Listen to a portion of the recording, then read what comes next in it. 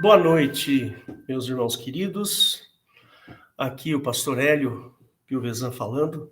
Estamos aqui na igreja de Interlagos, né? Somos uma igreja evangélica. Para quem estiver nos assistindo aí pelo YouTube, porventura esta gravação, eu queria que você soubesse que nós somos uma igreja, embora pequena, mas muito amorosa e muito cheia do Espírito Santo de Deus, ok? E você é nosso convidado. Queria que você soubesse que nós nos reunimos periodicamente, né? Temos horários de culto, você pode encontrar os horários dos nossos cultos no www.igrejadeinterlagos.com.br. Lá você tem os horários do culto e aqui em cima do lado direito do vídeo você vai ter um botãozinho ao vivo, aí você pode entrar lá e participar dos cultos com a gente. Só pedimos que você entre com a câmera e o microfone desligados, tá ok? E que você, se você tiver perguntas para fazer também, temos um canal que é o Fale Conosco, @igrejadeinterlagos.com.br. Você pode mandar mensagens para a gente lá. Temos um canal no YouTube, onde todas as nossas pregações ficam gravadas. Você pode acessar lá também, é Igreja de Interlagos. Temos também o YouTube, além do YouTube, temos o Facebook e o Instagram, que também tem o mesmo nome, Igreja de Interlagos, tá bom? Fica à vontade, né? Você é bem-vindo e participe conosco. É muito bom estarmos todos juntos. Eu estou administrando aqui a entrada dos irmãozinhos aqui na igreja. Muito bem. O assunto de hoje é um assunto bastante pertinente ao momento em que nós vivemos, né? Nós vivemos aqui... eu não falei a data, né? Hoje, 6/11/2022, um domingo, tá bom? Então, vou falar sobre a linguagem da terra e a linguagem do céu. E esse assunto, eu já preguei várias vezes aqui na igreja, mas eu quero pregar de novo, porque é um assunto muito pertinente. Nós estamos vivendo, parece que a era da mentira, né? A era da mentira é o que nós estamos vivendo, né? É impressionante, porque essas últimas eleições que nós tivemos para presidente, para governador, deputados, foi uma eleição extremamente polarizada e muito disputada. E agora com o uso das redes sociais e da internet, então faz-se muita notícia falsa, que o pessoal gosta de usar a palavra fake news, né? Notícias falsas ou mentiras, porque para mim uma notícia falsa é nada mais, nada menos do que uma mentira. Agora, nem todas as fake news que estão passando por aí são realmente mentiras, né? Taxada de fake news, porém, às vezes é um fato e as pessoas não gostam de determinados fatos e acabam proibindo determinados fatos na internet, né? Mas tudo bem, nós não estamos aqui para isso. Eu quero fazer uma análise com vocês. São alguns textos básicos aqui, que é o Lucas 4, de 2-13, e depois João 8, 41-49. Fazer pequenas... quero fazer uma análise a respeito deste assunto. Então, queria que você... Deixa eu abrir aqui. Quero ler com você Lucas capítulo 4, do verso 2 até o 9. Né? Esse diálogo aqui é um diálogo por demais conhecido, né? Muito conhecido. A gente já analisou diversas vezes, nós falamos muito sobre esse assunto. Eu gosto de tratar desse assunto, eu acho muito importante para a igreja, né? Então ele começa assim: e 40 dias foi tentado pelo diabo, e naqueles dias não comeu coisa alguma, e terminados eles, teve fome. Está falando de Jesus, né? E disse-lhe o diabo. A palavra diabo aqui, ela precisa tomar um certo cuidado, tá? Diabo, na realidade, é o adversário, tá? Existem problemas de tradução aqui. Então, não é o capetinha que você conhece, o capiroto, língua peluda, sabe? O diabo é o adversário de Jesus Cristo. Pode ter sido o diabo mesmo, o capeta, o capiroto, ou não. Pode ter sido um outro adversário, né? Mas disse-lhe o diabo: se tu és o filho de Deus, dize a esta pedra que se transforme em pão. Por quê? Este diabo aqui sabia que Jesus estava com fome, né? Ó, teve fome. Não é qualquer um que sabe que você tem fome, ou que você está sentindo. Então, esse sujeito aqui conhecia, sabia olhar e viu que Jesus estava com fome. E e Jesus lhe respondeu dizendo: está escrito que nem só de pão viverá o homem, mas de toda a palavra de Deus. Né? Então, pão não é o que importa. O que importa é a palavra de Deus. E o diabo, levando-o a um alto monte, mostrou-lhe, num momento de tempo, todos os reinos do mundo. Isso aqui é muito importante. Reinos do mundo. Está aqui. E disse-lhe o diabo: dar-te-ei a ti todo este poder e a sua glória, porque a mim me foi entregue e dou-o a quem quero. Olha que interessante. Esse adversário aí, ele recebeu o poder e a glória. Ele recebeu, foi entregue para ele. Alguém delegou o poder e a glória para este adversário, esse diabo. Portanto, se tu me adorares, tudo será teu. Então, este adversário quer que Jesus o adore. Olha só. Olha que interessante. E Jesus respondendo disse: vai para trás de mim, Satanás, porque está escrito: adorarás o Senhor teu Deus e só a ele servirás. E aí, ele pegou Jesus, levou-o também a Jerusalém e pô-lo sobre o pináculo do templo e disse-lhe: se tu és o filho de Deus, lança-te daqui abaixo, porque está escrito: mandará os seus anjos acerca de ti, que te guardem e que te sustenham nas mãos para que nunca tropeces com o teu pé em alguma pedra. Aí Jesus responde, dizendo: dito está, não tentarás ao Senhor teu Deus. E acabando o diabo toda a tentação, ausentou-se dele por algum tempo. Então, existe uma linguagem aqui, não tem? Esses dois sujeitos aqui, eles, ao conversarem, eles conversam utilizando assuntos que eles já conhecem bastante.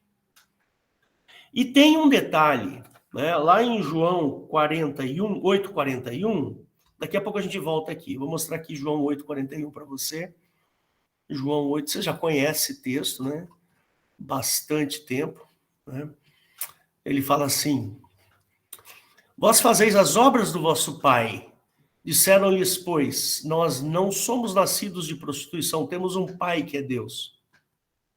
Disse-lhe, pois, Jesus: se Deus fosse o vosso pai, certamente me amaríeis, pois que eu saí e vim de Deus, não vim de mim mesmo, mas ele me enviou. Porque não entendeis a minha linguagem, por não poderdes ouvir a minha palavra. Vós tendes por pai ao diabo, ao adversário, ó, aqui de novo, e quereis satisfazer os desejos do vosso pai. Ele foi homicida desde o princípio e não homicida. Quem é homicida no Velho Testamento? Quem é que mata pessoas no Velho Testamento? Ele foi homicida desde o princípio e não se firmou na verdade, porque não há verdade nele. Quando ele profere mentira, fala do que lhe é próprio, porque é mentiroso e pai da mentira. Mas, porque vos digo a verdade, não me credes. Quem dentre vós me convence do pecado? E se vos digo a verdade, por que não credes? Quem é de Deus, escuta as palavras de Deus. Por isso vós não as escutais, porque não sois de Deus. Simples assim. Mas eu quero voltar aqui em Lucas 4, de novo. Né? Quando Jesus conversa aqui com o diabo, com o adversário, Jesus, no debate, o diabo tenta convencer a Jesus a fazer algo que ele não deve fazer. Tá ok? Então, olha só, veja bem isso aqui, ó. Se tu és filho de Deus, dize a esta pedra que se transforme em pão. Ou seja, Jesus tem o poder de transformar a pedra em pão. Tem sim. Né? Ele transformou água em vinho, não foi? Encheu lá a botija de água e transformou em vinho, e do vinho do bom mesmo, vinho bom. Né? Eu podia ter pego a pedra e transformado, mas ele não quis fazer isso. Por que Jesus não quis fazer isso? Porque está implícito, né, no texto que isso é uma tentação. Está errado ele transformar pedra em pão se ele transformou água em vinho? Não está errado. Mas é que Jesus é muito inteligente.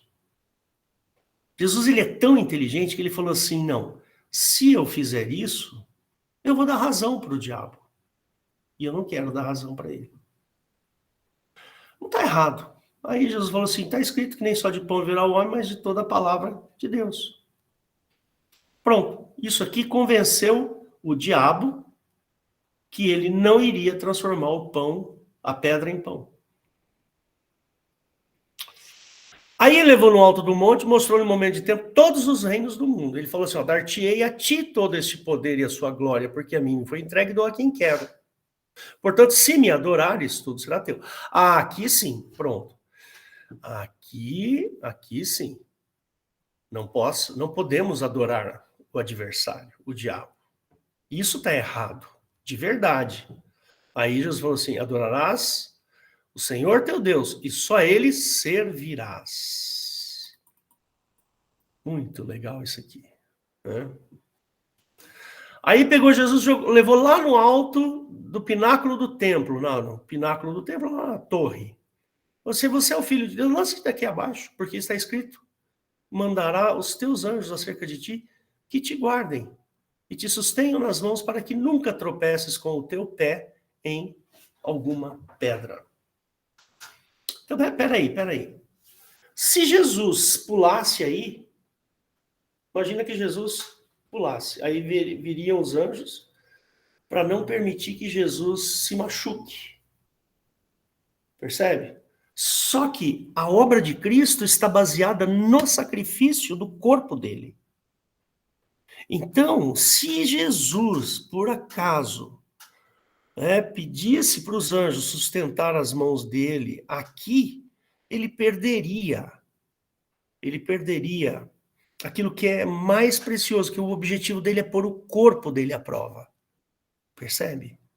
Então Jesus lançou fora, percebe? Ele lançou fora essa possibilidade de que os anjos viessem confortá-lo. Tá certo? E tem um outro detalhe também, né?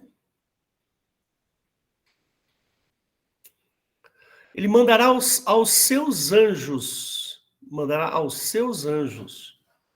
Que anjos que são esses?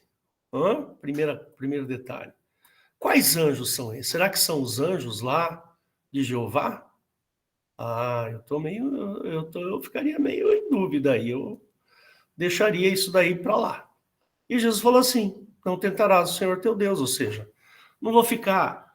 eu não vou fazer isso porque eu não quero perder a oportunidade de colocar o meu corpo à prova. Muito bem. Então tá aí, uma pequena explanação, tem mais detalhes aqui nesse texto que você não faz ideia, irmãos. Tem assim, nesse texto aqui tem coisas que, olha, são fantásticas, são maravilhosas. Se não me falha a memória, foi o Valdo que pregou uma vez a respeito desse texto, né?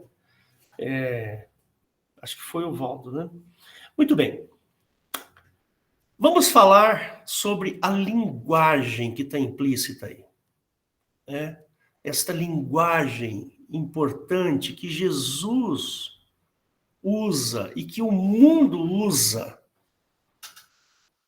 Né? Existe uma linguagem, e esta linguagem nós precisamos entender um pouquinho.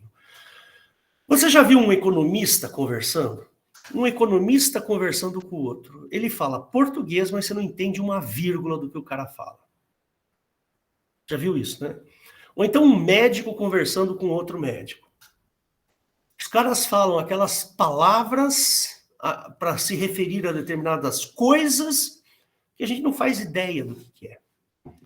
Outro dia a Eliette falou assim para mim, Hélio, ele estava com a esclera amarelada.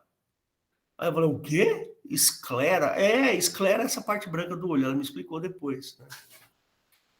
Ou seja, existe uma linguagem, né, para cada profissão. Por exemplo, na física, eu sou físico, para quem não sabe. Na minha profissão, como professor, existem muitas palavras que se eu começar a usar aqui com vocês não vão entender uma vírgula do que eu vou falar. Percebe? É natural que a gente tenha essa linguagem. Né? E a Bíblia, eu lembro também quando o Todd era um pastor americano que frequentou aqui, que eu frequentei a casa dele por muitos anos, a minha família, tal, fomos muito amigos, mas ele já voltou para os Estados Unidos. E quando ele pregava, ele gostava que eu fizesse a tradução, né? Porque como eu vivia conversando com ele, eu aproveitei para praticar o meu inglês, né? E aí toda vez que ele ia pregar, ele me chamava, velho, quero que você traduza para mim. Porque eu conheço a linguagem bíblica e eu conhecia o Todd ao ponto de, num determinado instante, que eu não soubesse uma ou outra palavra que ele estivesse falando, ele ia perceber de mim, e enfim, foi muito tempo, anos, eu fazia tradução simultânea. O Wilson aí lembra, né, Wilson? Dava umas engasgadas de vez em quando, mas era assim, tem uma linguagem. A Bíblia é o nosso manual, né? E ela tem por objetivo tratar da nossa vida espiritual e da nossa vida física. Porque a nossa vida espiritual é a salvação que Cristo proporcionou para nós. Mas a nossa vida física, essa que você está vendo aqui, ó, o Elhão, né? A Bíblia, ela também trata da minha parte física, da minha vida física. De que maneira? Me dando princípios, me dando argumentos para fugir das coisas erradas. A Bíblia, ela nos ensina como viver em harmonia com as pessoas. Como viver, tratar a nossa família. A Bíblia nos ensina como devemos conduzir os nossos negócios. A Bíblia nos ensina como gerenciar o nosso dinheiro, a nossa casa, a nossa saúde. Percebe? Esse é o nosso manual, a Bíblia. É lá que nós tiramos todas as conclusões necessárias da nossa vida física e da nossa vida espiritual. Né? Diferente de outras religiões. Eu, por exemplo, vejo algumas religiões inventando coisas a partir de alguns fenômenos, de alguns momentos aí da vida, né? E eu gosto muito de contar um caso. Meu pai sempre falava, né, que Era uma historinha, não é um fato, né? Mas um sujeito, né, sujeito lá no sítio, ele comprou uma calça jeans, acho que era a primeira calça jeans do cara, né? E aí, era um sábado à noite, ele queria ir para a cidade, então ele foi a pé. Não era longe, ele foi a pé, no meio do cafezal, no meio do pasto lá e tal. E aí, à medida que ele andava, ele vestiu aquela calça bonita, calça jeans, e foi e tal, não sei o quê. À medida que ele andava, ele ouvia um barulho. Ele parava, o barulho parava. Aí ele começou a ficar com medo, começou a achar que ele estava sendo seguido por um fantasma, por alguma coisa. E aí, à medida que ele andava, mais barulho fazia. Aí ele começou a correr de medo, e mais barulho fazia ainda. Ele chegou na cidade assim, desesperado, achando que ele ia morrer. Ele foi ver o fato dele andar com a calça raspar uma parte da outra da perna, fazer barulho. Ele achou que aquilo era um fantasma. Então, e o caso da bota amaldiçoada. Essas são historinhas que meu pai contava, né? Um sujeito levou uma picada de cobra e a cobra ultrapassou o couro da bota e acabou pegando na pele da pessoa e a pessoa morreu. Aí alguém foi lá e vestiu a bota e o sujeito morreu também. Aí foi outro, foi lá, vestiu a bota e morreu também. Foram ver, na realidade a bota não estava amaldiçoada, ela estava com o dente da cobra lá e existia um resquício de veneno, e à medida que a pessoa usava a bota, acabava morrendo por causa do veneno da cobra que ainda estava lá. Não sei se isso é verdade, claro que não, né? Mas, o que acontece? Estou usando essas historinhas aqui para explicar para vocês que nós precisamos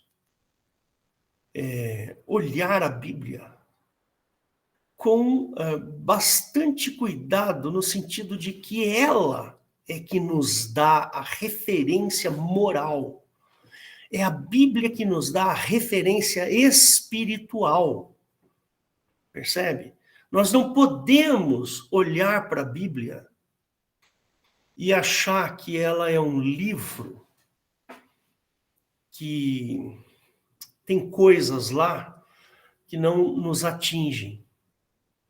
Nós precisamos olhar a Bíblia como um referencial para a nossa vida diária, para que a nossa linguagem diária possa transparecer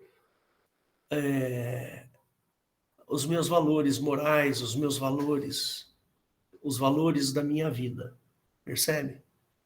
Por exemplo, aqui na minha casa, os meus filhos, minha esposa, as pessoas vêm aqui, o pessoal, quando entra na minha casa, percebe que a minha casa, ela tem princípios, tem valores aqui dentro.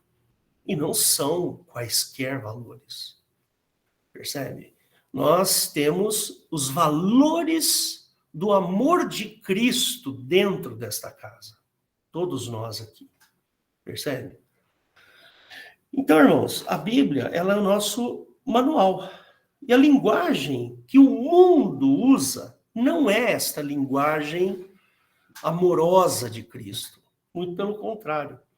O mundo, ele tem uma linguagem que apenas expressa os interesses do próprio mundo. Entende? Então, vou dar alguns exemplos para você. O dinheiro, a grana, o mundo gira, orbita, né, todinho em cima do dinheiro. Percebe? Então tem gente, por exemplo,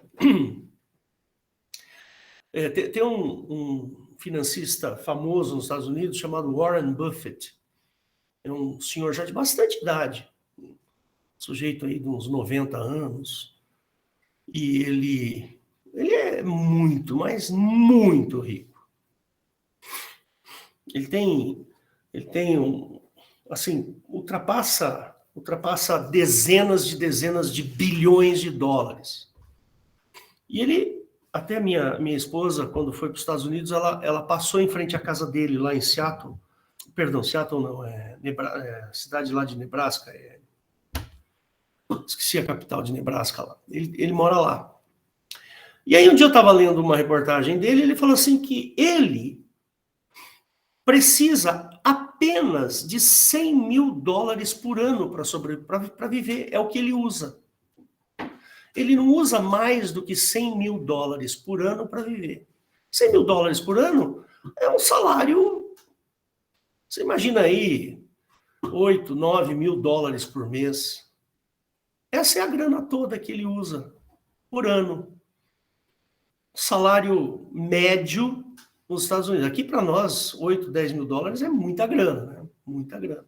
Mas lá nos Estados Unidos não é. Entendeu? Eu falo, não preciso mais do que isso. Ele tem lá as empresas dele e tal, mas ele usa só $100 mil por ano. Ele e a esposa. Os filhos já devem estar tudo grandes, sei lá, né? Então, percebe que... Mas ele se diz um jogador. Ele fala assim, eu sou um player, um jogador. Então, ele gosta da emoção de ganhar dinheiro. Olha que coisa. O lance do Warren Buffett, o lance dele ele gosta da emoção de ganhar dinheiro. Então ele vai lá, compra uma empresa falida ou quase falida, ajeita a empresa, arruma a empresa e vende pelo 10 vezes mais do que o valor dela de mercado e ganha milhões de dólares. E assim vai. Esse é um mundo, percebe? Esse é um mundo. Eu estava lendo algumas notícias aqui na internet. Então, o sujeito para a moto, pega um revólver, aponta o revólver para o sujeito e fala, me passa o celular, a sua carteira, me passa tudo. Percebe? É assim, o mundo é desse jeito. Não é? Se você fica desempregado, se você perde o seu emprego, você perde o chão. Não estou falando mal ou bem do dinheiro, estou dizendo como é. Estou falando de fatos. Né? Quando você perde um emprego, um bom emprego, você está lá ganhando, sei lá, 5, 7, 8 mil reais por mês, a sua empresa paga para você um plano de saúde excelente, para a tua família, e você tem lá os benefícios, e etc, etc. Aí você perde o emprego, você perde o chão. Você fala, meu Deus, como é que eu vou sustentar este padrão de vida que eu tenho? É difícil, percebe? Então, a grana, o dinheiro, ele é um problema para o ser humano. Por isso que é difícil pregar o evangelho fora da igreja para as pessoas. Porque existe uma contabilidade, elas contabilizam, falam assim, puxa vida, mas se eu me converter, eu vou ter que dar 10% para a igreja? De repente o pastor pedir dinheiro, eu vou ter que dar dinheiro para o pastor? Existe uma contabilidade, isso é um fato, irmãos. Não estou inventando, não é verdade. Não estou aqui julgando se o pastor é ou não é honesto e tal, mas na cabeça das pessoas funciona assim. E eu vou ter que gastar meu tempo para ir para a igreja, eu vou ter que ficar orando, eu vou ter que ajudar os irmãos e tal, e não sei o quê. É assim. Pessoas pensam, há uma contabilidade na cabeça das pessoas. Todo ser humano precisa ter um trabalho, irmãos, não tem jeito. Ele precisa se sustentar. Alguns humanos, né, atrelam o dinheiro ao poder e outros o poder ao dinheiro. Então, às vezes a pessoa ela tem bastante dinheiro, ela tem, vamos imaginar aí um empresário, dono de uma fábrica que tem lá, sei lá, 50, 100 funcionários, e o cara vende bem o produto dele, as pessoas compram, é uma empresa que o cara consegue tirar uma boa grana, etc, etc. Normal. Isso acontece. É assim, o mundo é desse jeito. Percebe? Aí, o cara é ganancioso e ele começa a guardar grana e vai lá e compra outra empresa, vai lá e não sei o que, expande o negócio dele. Eu lembro do Ike Batista, alguns anos atrás, principalmente acho que lá na década de 2000, ele queria ser o homem mais rico do mundo. Ele falou, eu vou ser, e começou a comprar lá ações da Petrobras e tal, não sei o quê. Queria ser o homem mais rico do mundo, depois foi preso por corrupção. Né? É assim. Por exemplo, vamos abrir lá em 1 Timóteo 6,10. Olha o que diz esse texto. É um texto bem inofensivo na Bíblia que eu quero mostrar para vocês. É tão inofensivo que não sei por que colocaram esse versículo na Bíblia. Sabe? 1 Timóteo 6,10. Ele fala assim, olha só que versículo... porque o amor ao dinheiro é a raiz de toda espécie de males. E nessa cobiça alguns se desviaram da fé e se traspassaram a si mesmos com muitas dores. Está aqui. Não sei por que foram colocar esse versículo na Bíblia aqui. Desnecessário. Irmãos, olha a importância deste aviso. Queridos, ele não está falando da quantidade de dinheiro, ele está falando de amor. É outra coisa. Ele não está falando que aquele que tem muito dinheiro, não, é o amor ao dinheiro. Você pode ter tanto amor ao dinheiro e ter pouco dinheiro. Você pode ter muito dinheiro e ter amor ao dinheiro. Percebe? Esse versículo não está falando aqui da quantidade. Tem um versículo lá que Jesus fala, como é difícil, né, um rico entrar no reino de Deus. Mas ali ele está falando de outra coisa. Mais fácil um camelo passar pelo fundo de uma agulha, pelo buraco de uma agulha, do que um rico entrar no reino dos céus. Ali ele está falando de outra coisa, mas vamos pensar aqui. Amor ao dinheiro. Essa é a questão. O mundo ama o dinheiro. Vai na Bolsa de Valores para você ver. Só se fala em dinheiro. Percebe? É grana, grana. Eu tenho dó dos cristãos que são economistas, porque o economista só fala em dinheiro, né? Pensou? O cara tem que ter uma cabeça boa para não ser pego ali amando o dinheiro, né? Que é o objeto do trabalho dele, né?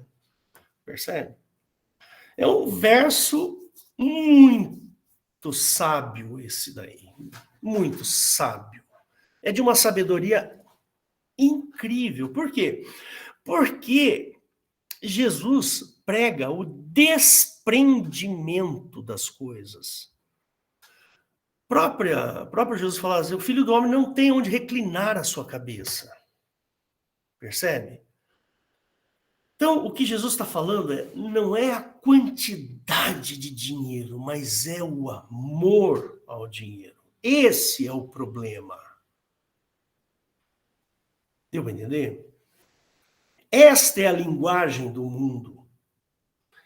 E o dinheiro provoca, esse amor ao dinheiro provoca males. Males. Né? Eu lembro que, por exemplo, na crise de 1929, muitos se mataram. Se mataram porque perdeu tudo que tinha na Bolsa de Valores. Perdeu tudo. O cara se matou, foi lá dar um tiro na cabeça. Amor ao dinheiro. O sujeito fica tão preso, mas tão preso àquilo, àquela quantidade de dinheiro, que ele fala, perdi tudo. O cara se mata.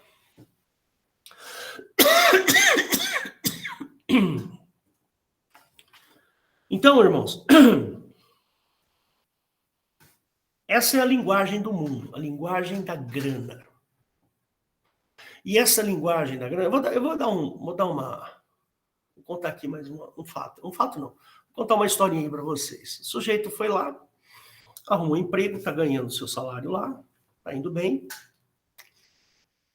Aí ele comete um erro no trabalho dele, o patrão fica sabendo, e aí ele pega e fala que não foi ele. Fala que não foi ele, foi outra pessoa que fez aquele erro. Por quê? Ele mente. Ele mente por quê? Porque tem medo de perder o dinheiro, perder o salário, perder a grana. Eu trabalhei numa indústria bem grande, trabalhei numa indústria bem grande, AstraZeneca, fabricante de remédios. E quando eu estava lá na AstraZeneca, eu cuidava de um determinado assunto lá dentro, né? Muito ligado ao departamento de vendas da empresa. Então, o departamento de vendas da empresa tinha vendedores pelo Brasil inteiro, né? Eu vendia os remédios lá. E uma das safadezas que se promovia lá era o seguinte: o sujeito precisava fechar uma meta de vendas de remédios, né? Só que, às vezes, faltava só um pouquinho para ele atingir a meta dele. Só um pouco.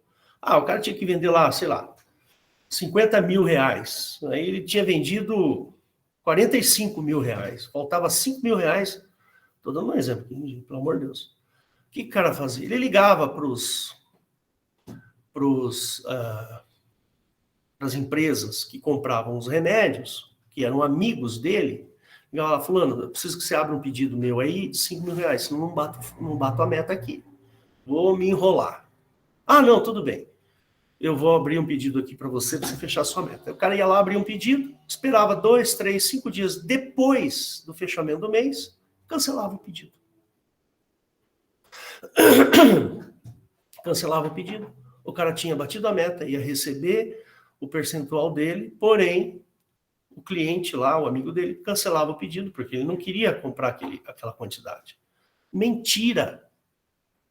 O mundo vive na base da mentira. Percebe? As pessoas querem o poder, ainda que seja pela mentira. Percebe? Eu não estou falando aqui só de questão política, não, irmãos. Eu estou aqui falando do nível geral. Por que muitas pessoas mentem? Mentem para ser superiores.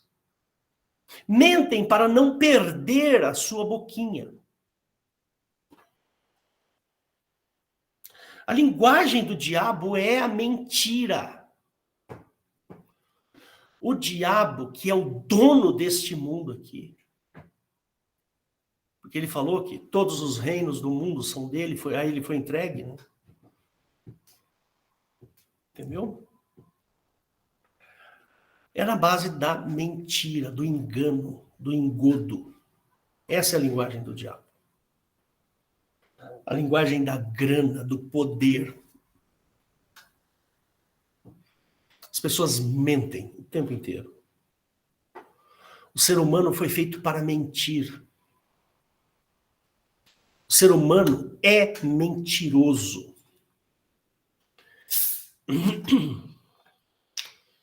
É difícil, por exemplo, você procurar uma notícia na internet, você fala assim, eu quero saber tal coisa. Tá falando a verdade? Será que ele tá falando a verdade? Aí você abre o site lá de notícias. Você abre um site de notícias lá e começa a ler e fala, meu Deus do céu, será que isso aqui é verdade?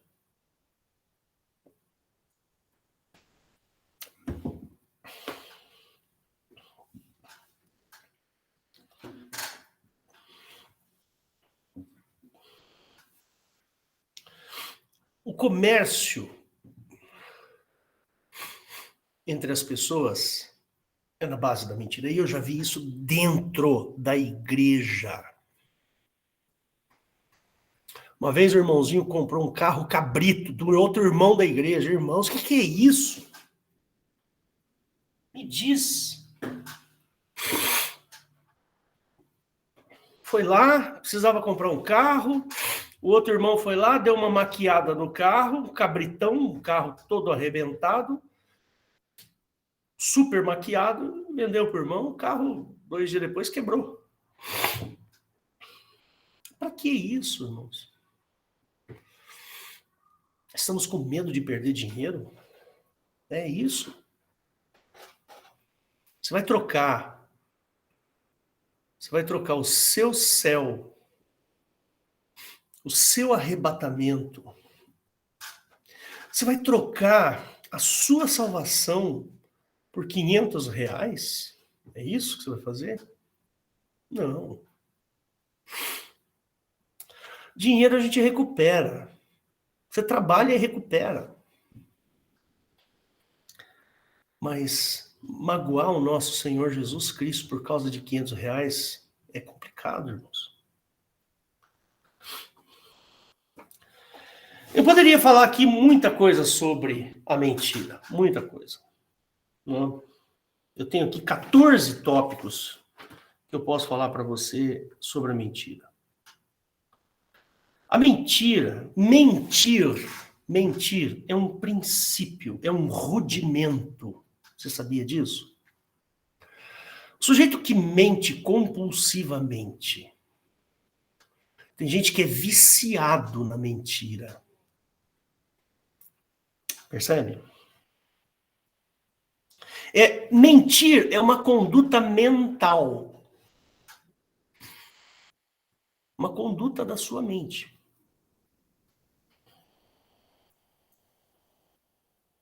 Mentir é cultural. Uma coisa cultural. Nós vivemos na cultura da mentira. Percebe? Poderia falar aqui um monte de coisa. Um monte de coisa. A gente mente para o professor, diz que estudou, mas não estudou. A gente mente para o pastor dizendo que aconteceu tal coisa e não aconteceu. A gente mente para a esposa porque quis fazer determinada coisa, chegou um pouquinho mais tarde e falou, não, eu estava trabalhando. Percebe? Mente. O homem mente. É uma conduta mental. Mental aqui, ó. Só que tem um detalhe. A mentira é frágil. Ela não tem o fato para se escorar, né? A mentira, ela não tem um fato para se suportar. Então, a fragilidade da mentira é grande. Percebe? Além do que, mentir é uma qualidade daqueles que amam o mundo. Percebe? Pastor Weber, no domingo passado, ele falou sobre a mentira. Falou que a gente não pode amar o mundo. Mentira não, falando sobre o amor ao mundo. Nós não podemos ser amantes do mundo porque seremos inimigos de Deus. Você quer saber se você é inimigo de Deus? Veja quantas mentiras você fala.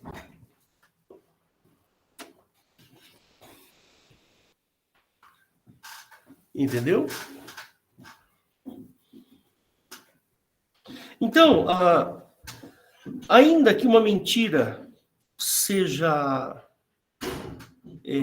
muito robusta, muito forte, ainda que essa mentira seja muito robusta, ela pode durar séculos, mas diante de Deus, ela rui, ela cai. Entendeu? É assim que funciona. Quando você mente para outras pessoas, é uma coisa que quem mente para si mesmo? O sujeito que mente para si mesmo. Ele quer esconder determinados deleites, ele quer esconder determinados pecados, então ele vai lá e mente para ele mesmo. Aí ele tenta se escorar numa mentira para justificar os seus deleites, para esconder os seus deleites de si mesmo. Você quer ver uma outra coisa interessante? Quem mente quer ser superior. Busca a superioridade. Quer esconder defeitos.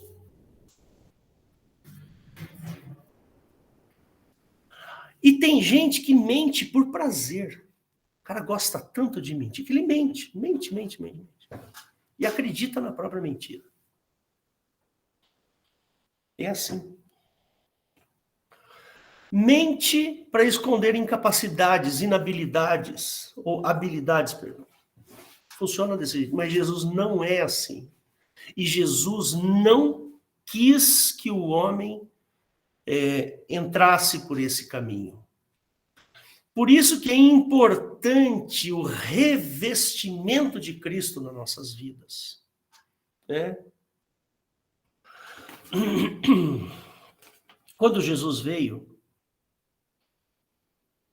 ele começou a dizer a verdade, o tempo inteiro.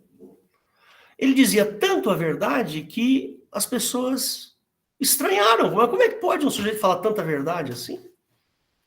Tá aí aquele texto que a gente leu em João capítulo 8, logo no começo, 8, de 41 a 49. Se você olhar o texto lá no capítulo 8, você vai perceber que esse momento que Jesus está conversando com um judeu.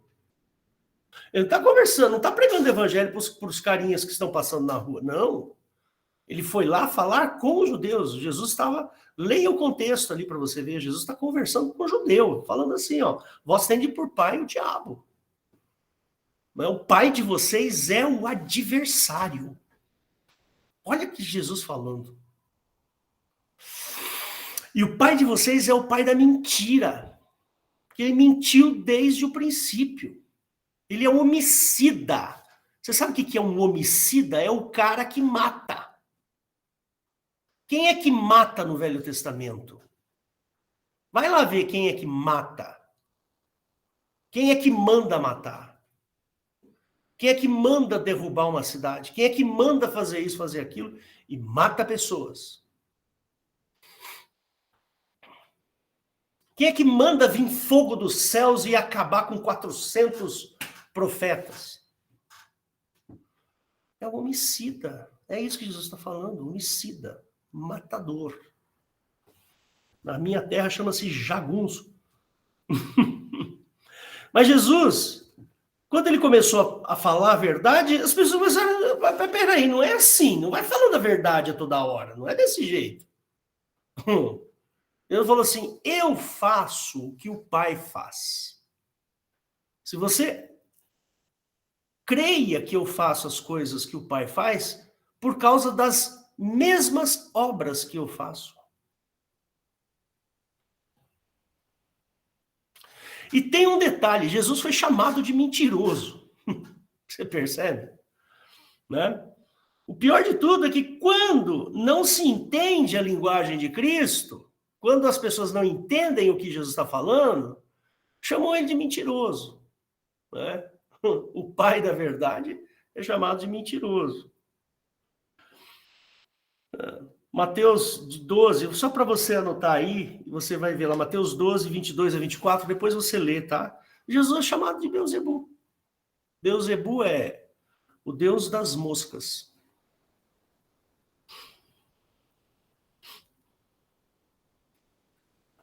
Então, irmãozinho querido, pensa bem nessa linguagem que Jesus está conversando conosco, para que essa linguagem faça parte da minha... que essa linguagem faça parte da minha vida diariamente.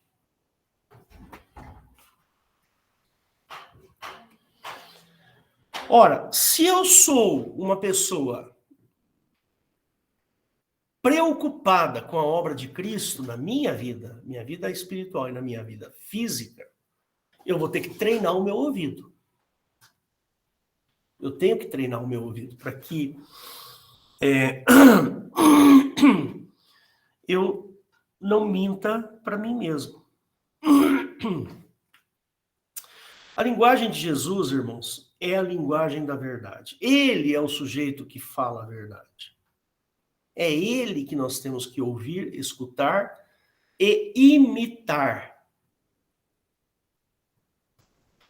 Toda vez que você... não, você pode fazer um exercício, né? E sempre veja as suas atitudes e pergunte-se, Jesus faria isso que eu estou fazendo?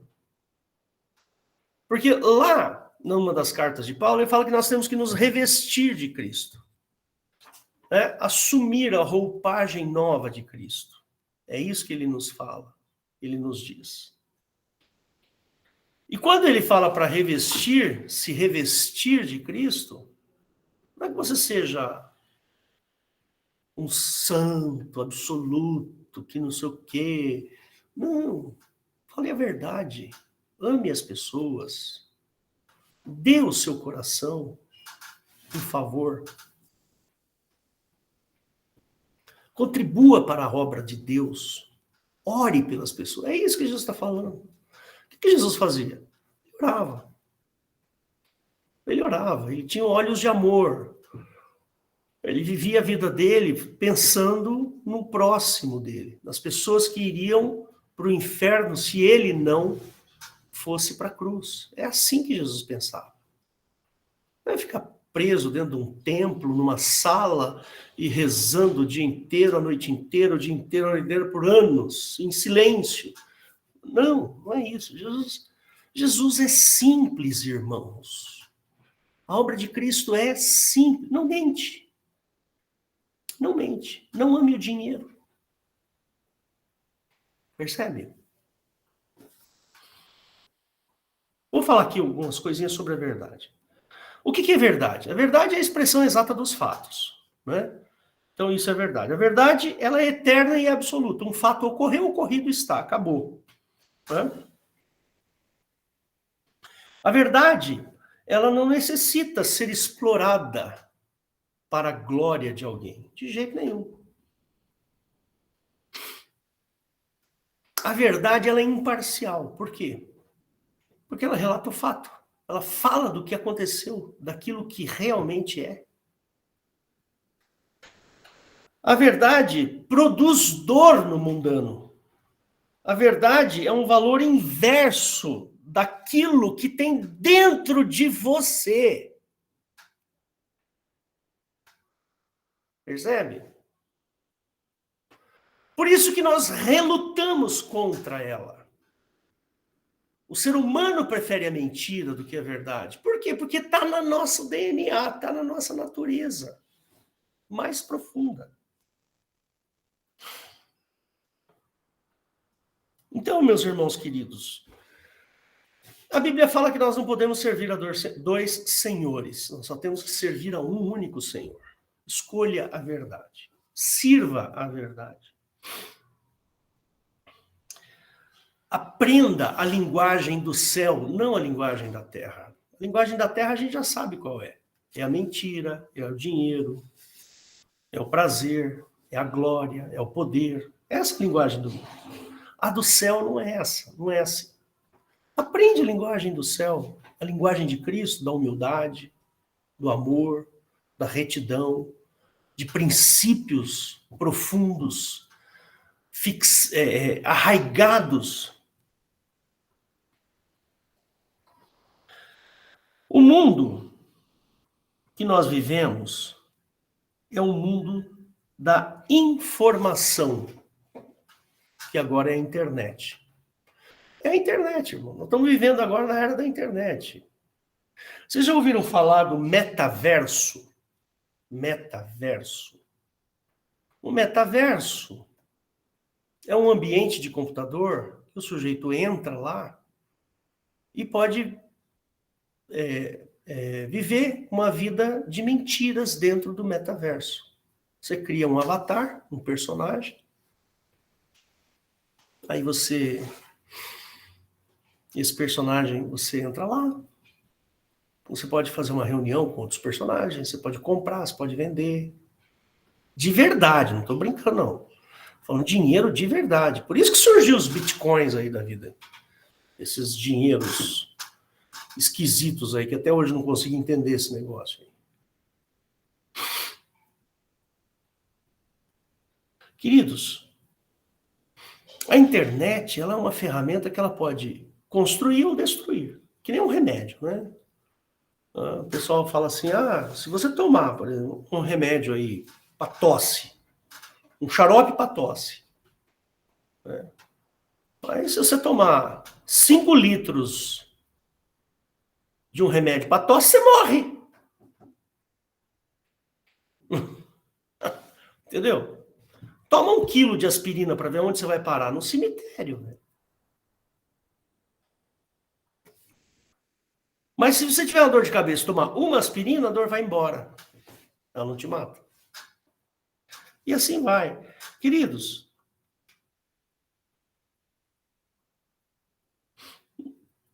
a internet é o ambiente da fábula. Você sabia disso? Existem aí as tais das deep webs, dark webs e etc, etc. São fábulas. Apenas fábulas. Em 2 Timóteo 4, de 3 a 5, ele fala que nós vivemos a era das fábulas. Essa não é a linguagem de Cristo, irmãos. A linguagem de Cristo ela é pura. A linguagem do céu, ela renova a nossa alma. Ela verte água viva do nosso ventre.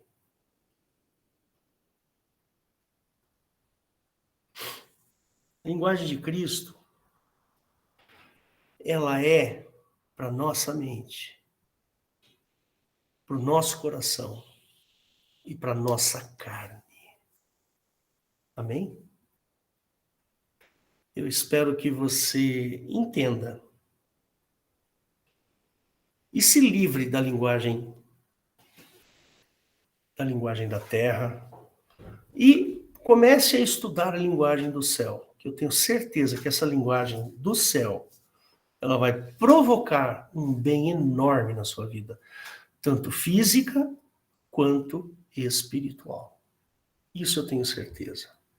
Tá bom? Então é isso. Deus te abençoe e que você tenha muita alegria no teu coração com a presença do Senhor Jesus na sua vida. Feche os olhos que eu vou fazer uma pequena oração, ainda que você esteja assistindo pela internet, tá ok? Então, fecha seus olhos. Deus querido, abençoa aqueles que ouviram e ainda ouvirão esta mensagem, Senhor, que nós possamos nos compromissar cada vez mais contigo e que essas pessoas também entrem em compromisso contigo, para que conheçam a mente de Cristo e se revistam daquilo que é Cristo. Senhor, abençoa-nos e nos livra de todo o mal, em nome de Jesus.